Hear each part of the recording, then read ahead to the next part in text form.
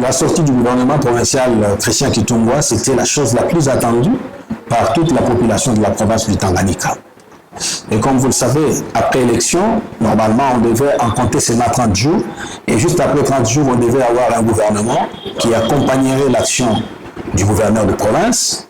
Et quand Christian Kitungwa est arrivé à Kalemi, donc lors de sa prise de fonction, déjà son élection avait émaillé beaucoup plus de contestations de certains regroupements politiques, mais ce n'était pas idéal et ce n'était pas nécessaire pour la province du Tanganyika qui, à ce jour ici, a besoin d'avoir un gouvernement responsable, un gouvernement qui répondrait aux besoins, qui marche avec l'attente de la population. Et quand il a lancé ses consultations populaires, il a prôné une gouvernance participative. Avec cette gouvernance participative, nous, à notre niveau, quand il nous avait reçus, parce qu'on a été consultés, on lui avait dit qu'on a compris cet appel du gouverneur sous la forme d'un appel à la conscience, un éveil de la conscience. Une conscience qui est non seulement participative, mais une conscience réformatrice et une conscience transformatrice. C'est-à-dire qui a appelé le jeune à transcender les erreurs du passé et à penser comment relever les défis présents afin d'escompter un avenir radieux. La publication du gouvernement provincial d'hier était une réponse, était une clé de voûte en rapport avec ce projet de développement qu'il nécessite de développer à tout moment. Il est vrai, le gouvernement ne doit pas être aimé par tout le monde.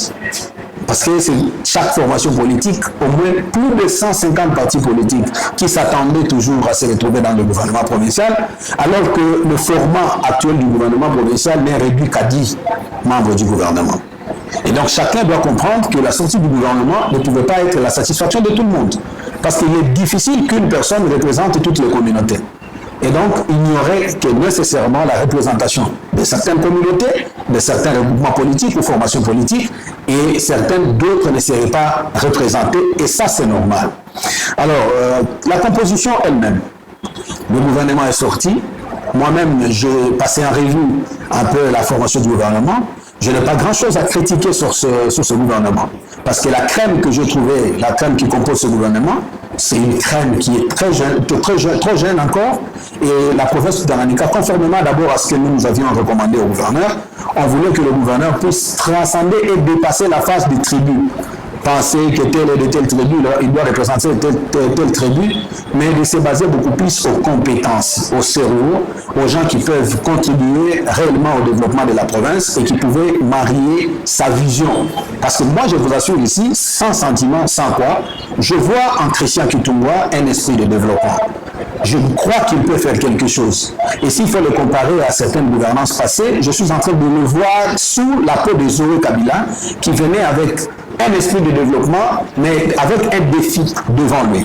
Si Zoé Kabila hier avait le défi du non pour avoir été petit frère d'un chef de l'État, fils du président de la République, mais au moins Christian Kitungwa a un défi en rapport avec la confiance que la population lui a donnée depuis bientôt 2 ans. Il a commencé sa lutte, la population était derrière lui, la population a soutenu cette réforme, la population a soutenu cette conquête du pouvoir.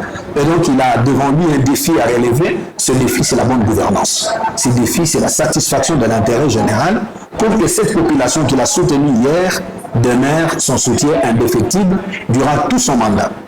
Mais nous avons un souhait. Le souhait que nous avons, c'est un rapport avec ces membres du gouvernement. De la même manière qu'on avait proposé, que ce soit un gouvernement qui incarne sa vision, un gouvernement qui incarne la notion de bonne gouvernance qui est centrée sur la satisfaction de l'intérêt public et non pas la satisfaction de l'intérêt privé ou encore le règlement des comptes entre les camps politiques X et les camps politiques Y. La population n'a pas besoin de ces polémiques, la population a besoin de voir le travail sur terrain. Nous voulons avoir cette fois-ci un gouvernement qui termine un mandat complet. Le mandat du gouverneur de province est de 5 ans, renouvelable conformément à notre constitution. Mais depuis que la province du Tanganyika a existé, on n'a jamais vu un gouverneur qui termine son mandat. On se partage toujours les bilans et chaque gouverneur vient avec son plan d'action et de surcroît, on assiste à beaucoup plus de lancement de travaux qu'à des inaugurations. Nous voulons voir des gouverneurs qui pérennisent les chantiers des autres, qui commencent les chantiers et qui les inaugurent. C'est comme ça que nous pouvons avoir et nous pouvons atteindre le seuil de la bonne gouvernance. La composition du gouvernement n'est pas mauvaise, parce que ces membres, on ne les a même pas encore expérimentés. Nous devons les attendre sur le travail. Et donc, ils doivent commencer le travail après l'investiture du gouvernement. C'est à partir de ce temps-là qu'on pourrait commencer maintenant à savoir quel est le bilan de ce gouvernement. Parce qu'il y a ceux qui ont tendance de dire que Christian Kitungwa a déjà consommé 25 jours, 26 jours sur le 100, parce qu'on doit commencer par une évaluation à mi-parcours à partir de 100 jours.